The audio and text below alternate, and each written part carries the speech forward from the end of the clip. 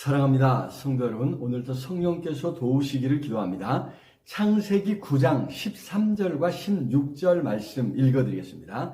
내가 내 무지개를 구름 속에 두었나니 이것이 나와 세상 사이의 언약의 증거니라. 무지개가 구름 사이에 있으리니 내가 보고 나 하나님과 모든 육체를 가진 땅의 모든 생물 사이에 영원한 언약을 기억하리라. 아멘. 하나님의 말씀을 거역하면 반드시 죽으리라고 하셨던 말씀대로 세상은 결국 홍수로 심판을 받고야 말았습니다. 하지만 그런 심판이 이루어지는 가운데서도 의로운 노아와 그 가족들은 건져주셨습니다. 구원받았습니다. 자, 그렇게 방주에서 나온 노아와 그 아들들에게 하나님께서는 이제 언약을 맺어주셨습니다. 다시는 홍수로 모든 생물을 멸하지 않을 것을 약속하신 것입니다. 그리고 언약의 증거로 무지개를 보여주셨습니다. 그래서 무지개가 나타날 때마다 하나님의 언약을 기억하게 될 것이라고 하신 것이죠.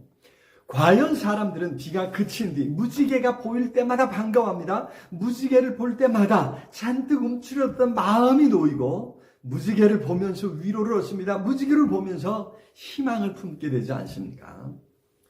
사실 무지개는 비온 뒤에 자연현상으로 나타난 것이라고 합니다. 하나님께서 특별한 방법으로 무지개를 두시는 것이 아니라 자연현상으로 자연적으로 나타난다는 것입니다. 하나님께서는 그런 자연현상인 무지개에 특별한 의미를 부여하신 것입니다. 언약의 상징으로 삼으신 것입니다. 사실 그래서 우리는 더 안심할 수 있는 것 같습니다. 그런 일은 있을 수 없겠지만 하나님께서 혹시라도 진노하셔서 마음이 바뀌면 어떻게 할까 염려할 필요가 없기 때문이죠. 요즘 기상이변으로 때 아닌 비가 자주 내리고 그래서 때 아닌 무지개를 보면서도 우리는 역설적으로 하나님께서 망가진 세상을 심판하는 것이 아니라 어떻게 구원하실지를 기대하게 되는 것 같습니다.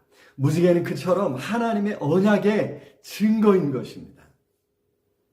그런데 여기 무지개가 나타날 때마다 하나님께서도 그 언약을 기억하시겠다 하셨습니다. 여기 16절에 무지개가 구름 사이에 있으리니 내가 보고 영원한 언약을 기억하리라. 그렇습니다. 내가 보고 기억하리라. 무지개는 하나님께서도 그 언약을 기억하는 도구가 된다고 하는 말씀입니다. 우리만 기억하는 것이 아닙니다. 하나님께서도 기억하시고 그래서 그 언약을 더욱 지키게 하는 것이라는 말씀이죠.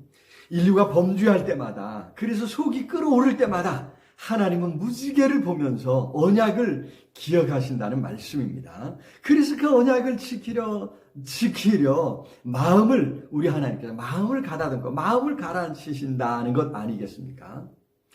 여기서 우리가 알 수 있는 것은 세상을 멸망시키고 심판하는 것은 절대 하나님의 본심이 아니라고 하는 사실입니다.